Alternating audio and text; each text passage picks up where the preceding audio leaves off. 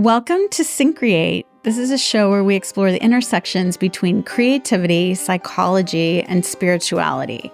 We believe everyone has the capacity to be creative, and our goal is to demystify the creative process and expand the boundaries of what it means to be creative. I'm Melinda Rothaus, and I help individuals and organizations bring their creative dreams and visions to life. So very excited to have Eben Britton with us here today. He's also a podcaster. You might know of his show, The Ebb and Flow. He's got a book by the same name.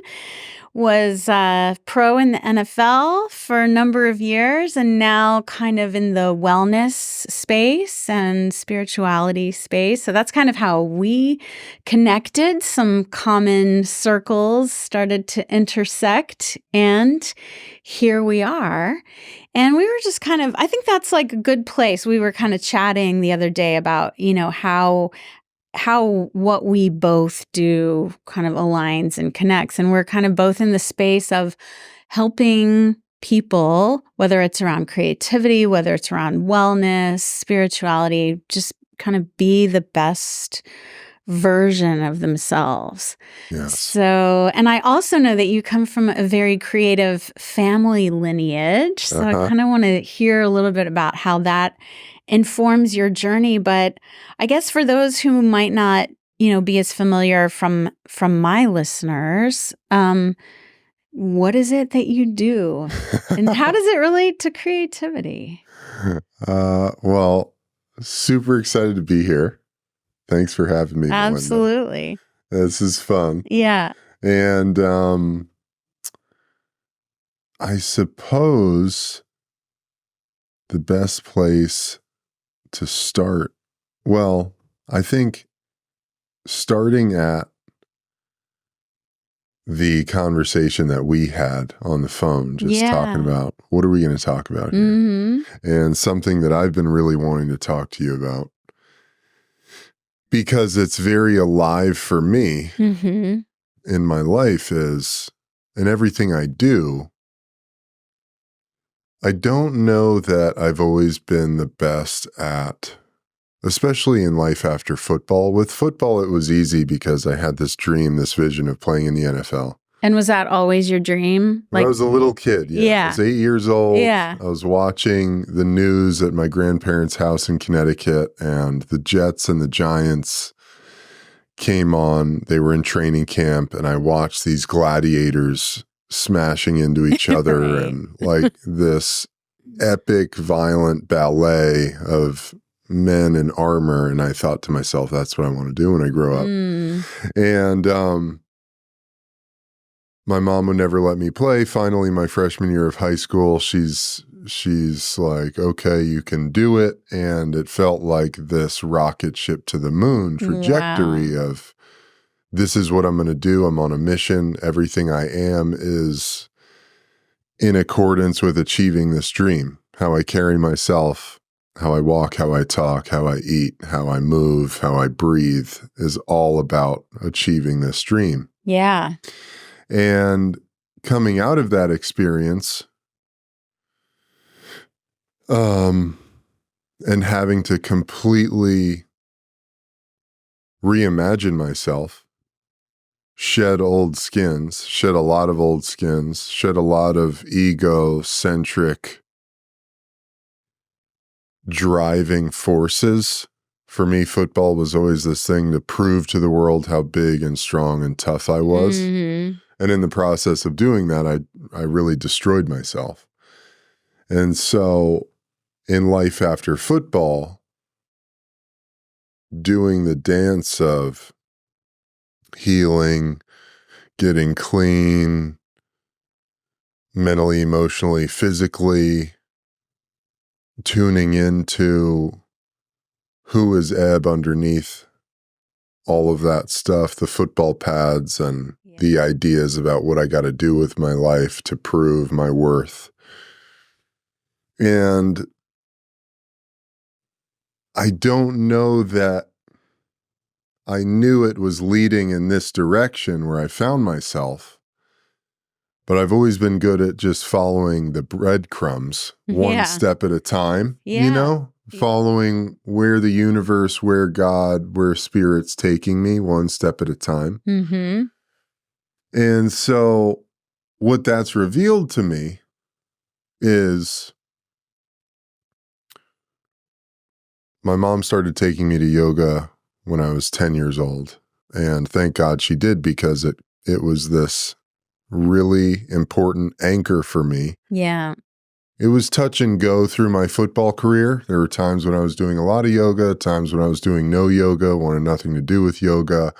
I came out of football, and yoga was a great starting place that I gravitated back towards, of putting my body back together. And then I didn't realize that it was going to help me put my mind back together and my heart back together.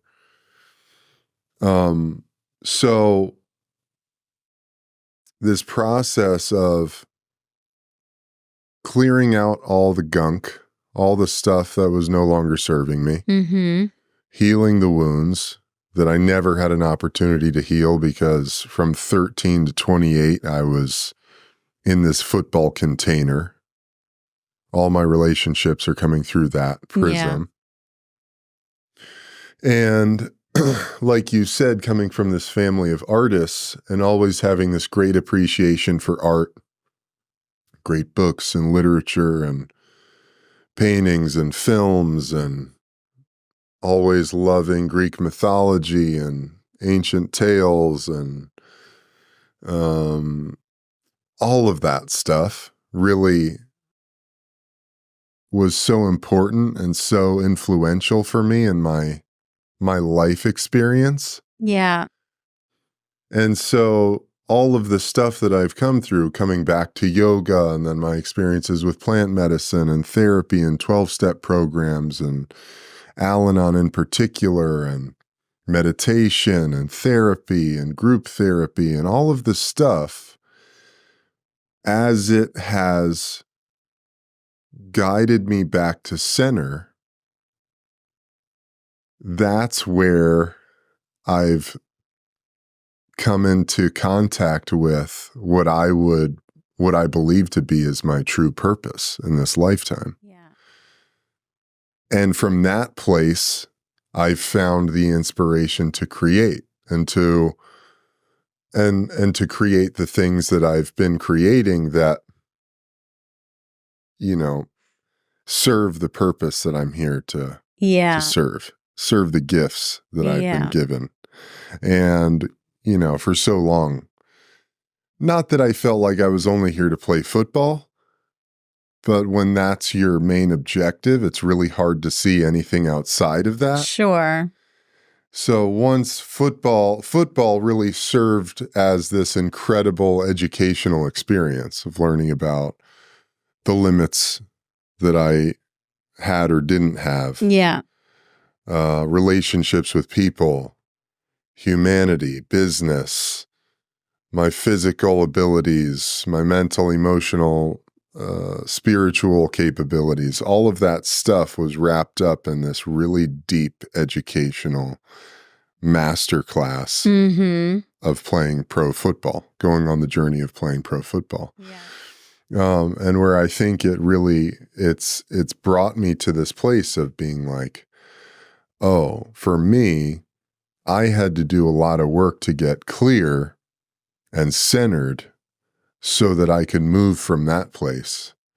And that's where, like, you start to read or you start to really dive into, what does it mean to be an artist, or what is the artist's way? Yeah. And when you really get into that, it's this journey of getting to center so that you can create from that divinely aligned source in yourself. Right. So that's sort of a long roundabout way of explaining, like, for me, the events that we do and the workshops that I put on and everything I'm really interested in doing is providing people with a space and experience and opportunity to anchor down into the center of themselves so that they can be who they're meant to be and serve their gifts Yeah. from that place. Yeah. Yeah, likewise. And, I noticed when I was researching that you were actually a creative writing major in college, which, that might be surprising to some, right? And, I was just talking with a friend yesterday actually about this kind of wounded healer archetype, right? That comes out of Jungian psychology, where many of us who gravitate to psychology or wellness or meditation, yoga, whatever. I was actually just talking with Kat about this the other day too. It's because we need it. We're seeking that for ourselves, right? In our quest for self-development and healing and understanding. And then once we get to a certain place with it, then we can share what we've learned with others and kind of help them in their journey as well. Yeah.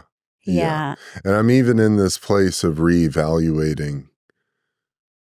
constantly reevaluating, what am I moving from? Yeah. What's my intention here? And always reminding myself to work from the inside out. Yes. So just like you said, it's all for me, the meditation, the yoga, listening to music, creating something, writing. It's all for me to come back to center so that I can move from that place rather than the place of, let me prove something, let me make money, let me do X, Y, or Z because of some external thing. Some ... fill in the blank, external, whatever it is, Yeah.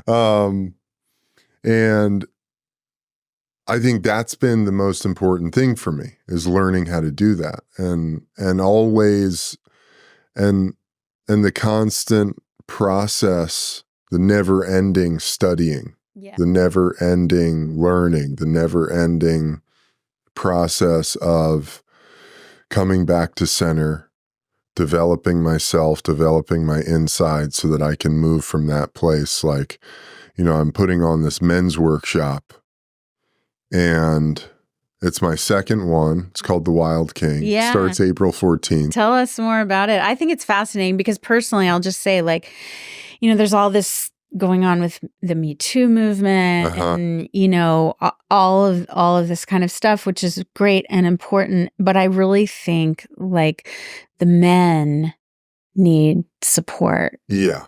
So much. Yeah. Right. So I love that you're doing this. So tell us, what does that involve? Yeah. So the first one I did was really divinely inspired. It just came out of nowhere. Yeah. I was, for the last handful of years, I've been venturing into these really profound philosophies on masculinity. I think it probably started with reading this book, Way of the Superior Man by David Data. Yeah. Which I highly recommend. And then my brother turned me on to all of these incredible talks by this guy, this poet and really incredible masculine philosopher, Robert Bly. Yep. And then that led me into, earlier last year, I read Iron John fully and went through it a couple times. And then I was seeing a friend, and he gave me his, a dear friend of mine, his father passed away, and I was visiting with him. And as a gesture of carrying on his father's legacy, anytime any of his friends would come to the house, his father would give them a copy of this book, Wild at Heart. Yeah. By a guy, John Eldridge, and Wild at Heart is basically a distilled down version of Iron John. And so I read all of these books, and all of a sudden this thing just emerged. I was like, yeah, I got to do a men's workshop. Yeah. Because this information was really alive, and somehow all of the stuff that I've been doing for the last 8 or 9 years had sort of culminated in everyone who was asking me to do a podcast was like, I want to talk about manhood, masculinity. And I was like, oh, that's interesting because I've never really thought about what I'm doing in that way. Right. So I put on this first one and it was so divinely inspired. It wasn't even a thought. It just came out of me. And the 6-week program and this process that we go through, beginning with the physical and then moving into meditation and mindfulness and then prayer, affirmation, communication, and then relationships and then discipline and all of these sort of steps. And so the thought came up to do another one. Yeah. And I just put it on the calendar and I started the process of promoting it and talking about it. And, I realized that I was really pushing it. Like I realized that I was pushing this thing because I just, like the intention, it wasn't off, but it wasn't anchored in being of service to men, which the first one really was. And I recognized that like 2 days ago. Interesting. And all of a sudden it just started to flow. Like guys started buying tickets. How did that shift for you? Well, I'm in this constant process of self-reflection and self-study, and I'm doing this incredible coaching with a new mentor, this guy Dave Meltzer, who's got a really profound outlook on life as a businessman and his philosophies for living. And he said something that just, it wasn't exactly connected to, it was just like, Eb, what is your essence when you're speaking on anything? Like, what's the essence that you're rooted in? Yeah. When you're promoting things and seeing other clips and ideas, thinking about that thing of, are we working from the outside in or the inside out? Right. Right. And then just starting to reorganize how I'm speaking about something from the inside out rather than, because it had kind of taken on this thing like, oh, I've got to put on this men's group. It became a little bit of this, not a burden, but something that I had to do to get guys to come in, and I had to be a certain thing. And, rather than let me just show up in the truth and honoring this subject matter and serving this subject matter and let that draw in the people that it resonates with. Exactly. And it's that authenticity piece. It's funny because the podcast episode that I did prior to this, at the end of it, my guest who, he's very accomplished. He was a writer on the Mary Tyler Moore Show, and, he's the co-editor of the Encyclopedia of Creativity. And he goes, oh, that was really personal. And I was like, that's great, because that's what people connect with. Yeah. Right. And people sense if it's like really salesy, or like people sense the motivation. And I think, we all have something really important to offer and really unique to offer. Yes. But it's like, how are we communicating that? How are we, coming across? Yeah. And this is something that my mom and I talk about a lot. And what's the transmission? Yeah. Because beyond the words, when you interact with somebody, you're teaching, you're just communicating with someone. Yeah. Maybe it's just at the coffee shop. Your words say one thing, but there's an energetic, a vibrational transmission. Absolutely. That's coming from your center that doesn't lie. Your words might say anything. Yeah. Your words can say anything. But what is that energetic vibrational transmission that somebody's getting from you? Yeah. Because that'll tell the truth, and people can tell when that's not aligned. Yeah. Right. And then it makes people a little uneasy. It's like you're saying one thing, but and they say that at least 70% of communication, if not more, is nonverbal. Yeah, totally. Right? Totally. It's totally true. Mm-hmm. It's 1,000% true. So for me, it was a really great, this experience with the men's workshop was a really great reminder of, Eb, this is what we're doing here anyway. Yeah. Like, this is what I'm teaching. Yeah. So I had gotten distracted because of all the stuff, all the external things that we're all subject to. All the time, every day, all day, constantly. Yeah. Yeah. So it's like, Yeah. oh, let me reevaluate. Where am I anchored into here? Mm-hmm. Am I here to serve this information to men for the sake of serving it because it needs to be served and it's important information? Yeah. Or am I just doing it to check a box? Mm-hmm. You know? Absolutely. And I heard one of your clips, I saw one of your clips the other day, and you were talking about this workshop and talking about integrity. Yes. And that really spoke to me. You know, that really connected. Because, I mean, we have a lot of models out there in our society of what masculinity is. And it's not always great. Yeah. Right? Yeah. But like what you were speaking about there in terms of integrity of your word, right? I thought was really powerful. Well, I'll say the cliche thing that's super true, which is our words are magic. Yeah. And the universe responds to your words. And if your words are out of alignment with your insides, the universe recognizes that and goes, you're full of shit, dude. Yeah. You're not being honest. You're not being truthful. You're not in integrity. Yeah. And so going back to your point about there's a lot of, I think for the last, as long as media has existed, we've gotten a really skewed view of what masculinity is. Right.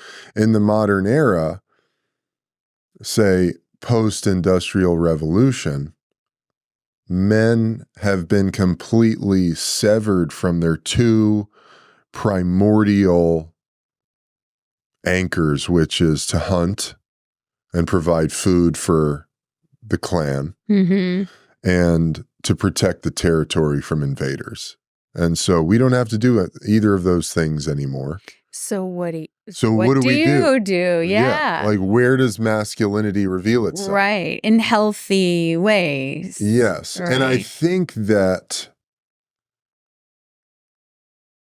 the interesting thing is in this moment in humanity, it's the truth of masculinity is being revealed. Yeah. Because it is, to me, this concept of how deep is your integrity as a man that you can have difficult conversations when they need to be had. Yeah. You can speak truthfully and honestly, especially with women. Yeah. Man to man, we're going to call out each other's bullshit, or we just won't hang out. Right. You know, like if it's a guy I love, I'll call him out and I'll hope that he calls me out when I'm not speaking truthfully. Right. Or I just won't hang out with that guy because I go, nothing that guy says resonates with me because I know he's doing X on the side or when he's alone. Right. But with women, our relationships with women or with our intimate partners or with work partners, it's like, are you a man that people can rely on as the mountain? You know, and the esoteric symbology of the masculine as the mountain or the king, it's you, the men, create the structure that everyone moves in, through, against, with, you know, and when you think about the feminine and the masculine being the structure, the feminine being the energy that enlivens all of nature, all of everything. And I was listening to Kat have a conversation with a woman who's getting ready to speak at her women's group. And the woman sounded, who I know is a really profound healer and energy worker, and she sounded really tired and really at odds with the men that she finds herself surrounded by. Yeah. And all the work that she does, she goes, men are addicted. They're to alcohol, substance, porn. They've totally lost themselves in that. And as men, and she said this thing that hit me right in the chest, and because it's so true in everything that I've learned in relationships and everything that I've come to realize about the dynamics of masculine and feminine in relationship with one another. It's like men have to step up and lead the charge of bringing balance, restoring the balance. And this is where it happens. You know, we can't expect, I see this all the time and it drives me insane, but I see these men, spiritual wellness influencers talking to women about how men love to see women in their femininity. And I'm like, dude, how do you expect women to just be in their feminine if we aren't in our masculine? Right. So let's correct it as men of being in the masculine, learning what the truth of that is, which is to be in integrity with your word, to be the bastion of truth and solidity, the solid ground beneath everyone's feet, so that then the feminine goes, oh, this masculine container has been set so I can flow and love and create in my feminine. You know? Yeah. And so as men, it's like, okay, we can't hunt and we don't have to protect the territory anymore. I mean, you can do these things, you know, you can go and hunt. And I think it's a good activity, but it's not the survival exercise that it once was. Right. So the stakes aren't there as far as what that does for the family unit or the, you know, any sort of tribal group dynamic. And so to be the masculine, to hold the masculine point, our word has to be in complete integrity. We have to speak truthfully and honestly and move that way as well, so that we are a person that can be relied on, that the people around us go, I can rely on that person. I can live on that person. I believe in that person because what they say is truth. And that's the reality that we live in, you know? Yeah.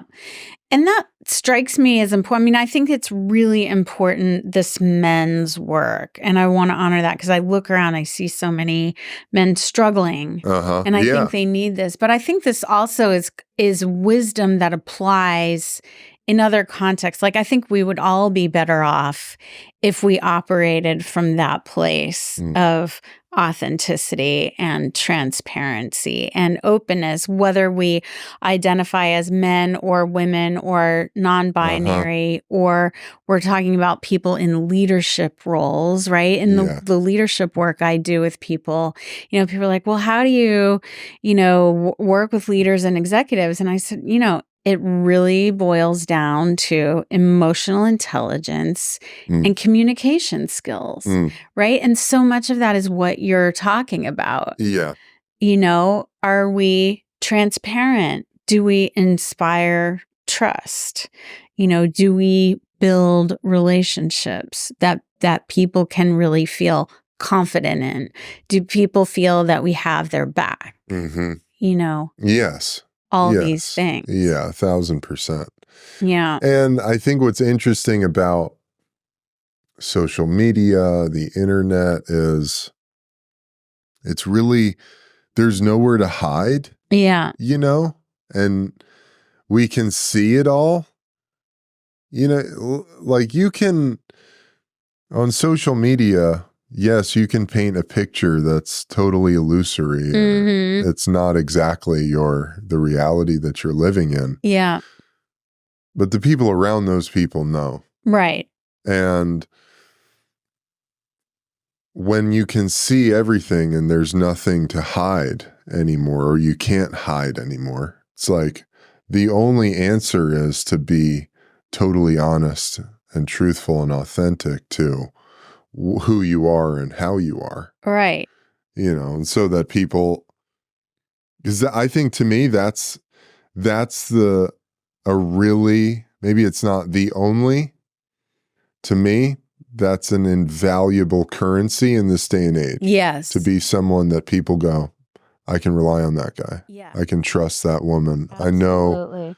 I know that what this person says is real. Yeah, especially in this age of misinformation and, all the smoke and mirrors that go on all the time that, hopefully most people can kind of see through that stuff, but not always, right? In this age of AI, sometimes it gets harder and harder to discern, but we can still feel it. Yeah, you can feel it. And that's going back to the work that I do and all of it to create a deeper sensitivity through a deeper level of awareness. Yeah. So that you can be more in tune with that feeling of, because how many times have we gone down a road before AI even existed? Right. We would take that turn to go down the road to get the shiny thing. Right. Or the thing that we thought was really exciting, or this is the next step. And while perhaps it wasn't necessarily a mistake or a wrong turn, because we learned a lot in the process of seeking out that thing. Yeah. But maybe had we been a little more tuned to what's in alignment with us, what feels good for us, and the trajectory of the life we're seeking to build or envision for ourselves, like maybe we wouldn't have taken 5 years down that road in that relationship or with that job and would have just gone the other way that, Yeah. we cut 5 years off the and of process. Course it's always easier to see that in hindsight, right? But I mean, we've talked psychology. I know you have an interest in psychology as well, and I'm really interested in this idea of individuation, which I think is very much related to the work you do. It's like that journey to wholeness, and so much of that journey is like an unlearning of all the societally imposed expectations, what we think we're supposed to do or we think we're supposed to want, and like really coming back to, the intuitive self and, those things we know to be true about ourselves, and then learning to honor that. Yes. Right? The intuition. Yes. I love that. Yeah. I love that. Once again, like for me, the yoga, the meditation, the therapy, all of that stuff was super necessary for me in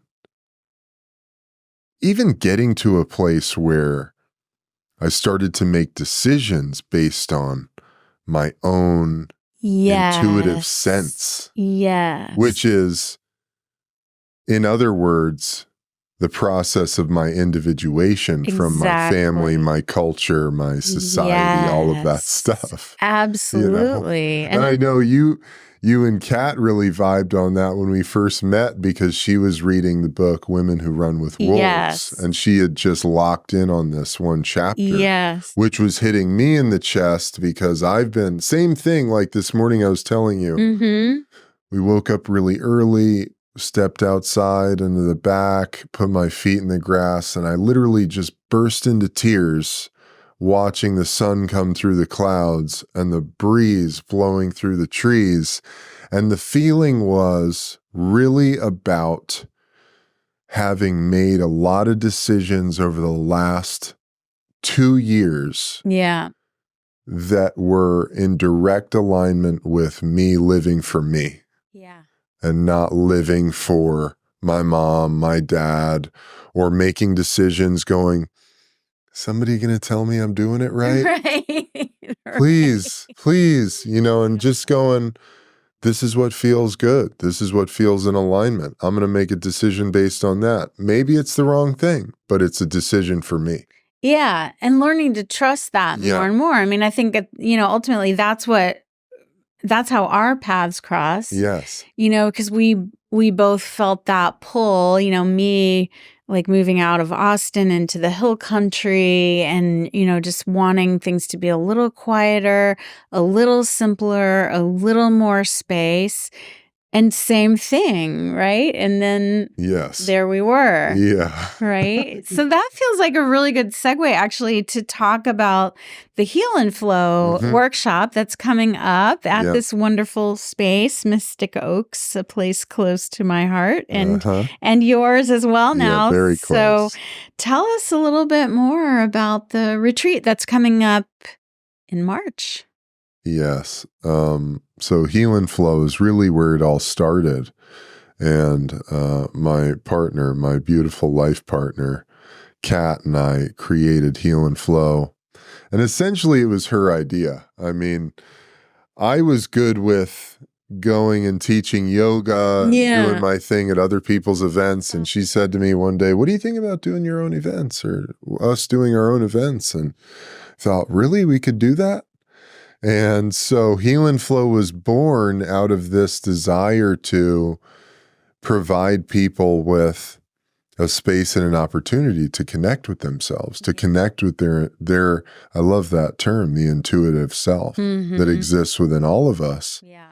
That we spend so much time getting distracted from or making decisions based on the external stuff. And we're not trained at all in tuning inward to connect with that intuitive sense of our life and our life's direction.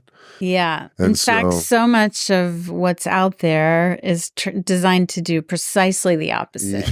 Right? Look over here. Yeah. You need this thing. Take this pill. Exactly. Yeah. So this will be our 4th event, and we're doing it at Mystic Oaks in Wimberley, Texas, which, I mean, I feel like I'm in heaven, Melinda, truly. It's an incredibly amazing place. Yeah. It's such a special place. I feel so grounded and at peace. And so Heal and Flow is a 2-day experience. We do yoga. We do breath work. We jump in ice tubs. We have really great food. All of the meat is provided by and from Force of Nature Meats, which is all regenerative farmed meats. Incredible, as good as it gets on planet Earth. These animals are really well taken care of. They live incredible lives that nourish the land, nourish the soil, nourish the species, and then nourish us. So all of the meat is provided by them. Thank you, Force of Nature. If Sarah or anyone there is listening, Taylor and Katie, who are the founders, are just amazing people. Live out in Fredericksburg on a big ranch, really big ranch. Yeah. We have world-class supplements, and all of that stuff is so great, and it's really fun.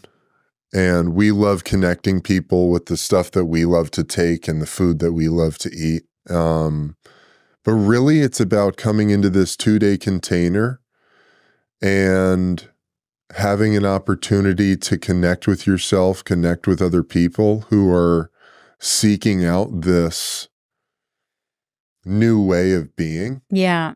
Perhaps it's just, it's the archaic revival of coming back to what we were always meant to do, and what we've always done until technology and stuff started blinding us. Although, if you've ever met someone from an indigenous tribe in the Amazon or Africa or wherever, they all deal with human problems too. So it's not like we're ever going to escape that stuff.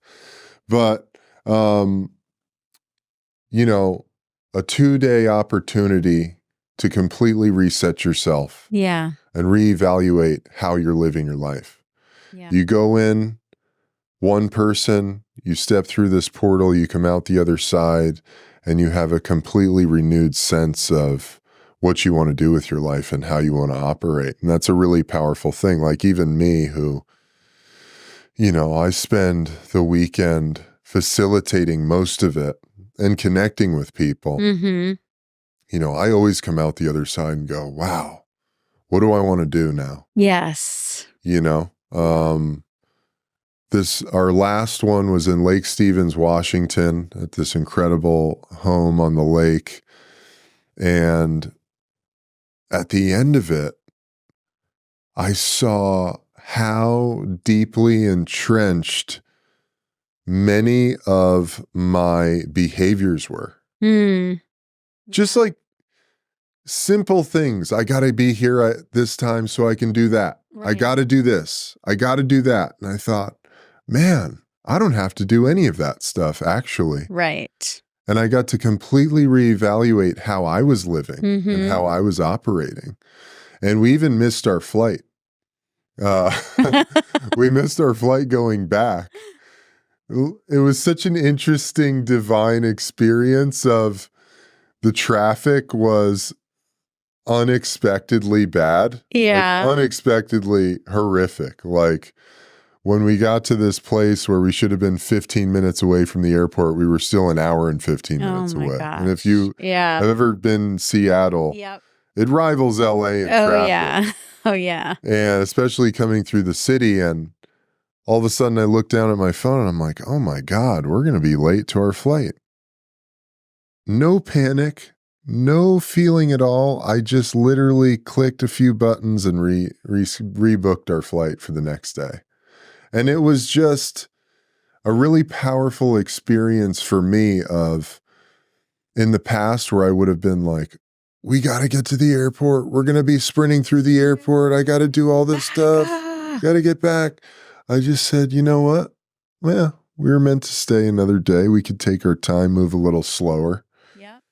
And for me, that's been a really powerful shift over the years and everything that I do, and especially being in partnership with Kat, because she's such a queen of recovery and rest. Yes. That's been a really big teacher for me. She is. And learning, I can go slow. And I'll still get stuff done. And maybe even more effectively and more productively than when you're racing around. I think to myself, my God, I get more done in a day now than I used to get done in a week. Yeah. And I move slower because I move more intentionally. Exactly. And you're not just kind of constantly spinning wheels on, life's distractions, right? But I think that's really a testament to the power of retreat. Yeah. Whenever and however you can find that, just taking that time away, taking that time for oneself.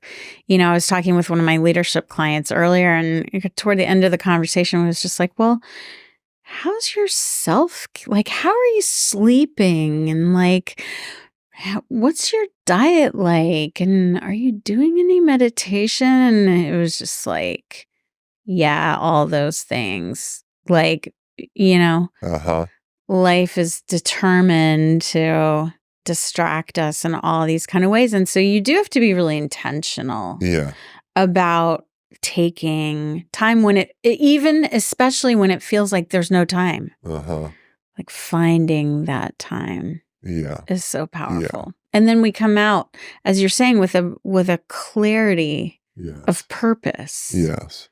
Yeah. So that's the intention of Heal and Flow. Awesome. And really excited about it. March 23 and 24. Yep. Wimberley, Texas. If you're interested, if it's calling, just reach out. Yeah. Just take the next step and see if it's in alignment. We'd love to see you there. Perfect. Yeah. And so speaking of which, how can people connect? How can people find out more about the retreat, about you, what you're up to? Pretty much my information hub is on Instagram. Yeah. At EDS Britton. Okay. All links to everything is there. You can also check out my website, ebenbritton.com, although that's sometimes not always up to date. Instagram is definitely the hub. That's got Heal and Flow, The Wild King, which is my men's workshop, I've also got a group mentorship program called Life and Flow. Great. My book is there. My podcast is there. All of that stuff. Yeah, we'll have to do a whole other session about podcasting, right? I know. Yes, definitely. To be continued. That'll be part 2, right? Absolutely. Yeah, great. Well, thank you so much. Thank you, Melinda, for being with us today, and just excited for all the good stuff that's happening. And I'm looking forward to Heal and Flow. I'll be participating as well. So really excited. Yeah. Thank you for everything, Melinda. Absolutely. My pleasure. Thanks so much to Eben Britton for being with us today. At Syncreate, we're here to support your creative endeavors. So if you have an idea for a project or a new venture, please reach out to us for one-on-one coaching or join our Syncreate 6-month coaching group coming up in April as well. We're offering a 10% discount for people who heard about it through the podcast. You can find more at syncreate.org, where you can also find all of our episodes. We're also on YouTube and all the podcast platforms, as well as social media. So find us and connect. And we're recording today here live at Record ATX Studios in Austin. And the podcast is produced in collaboration with Mike Osborne at 14th Street Studios. Thanks so much for being with us, and see you next time.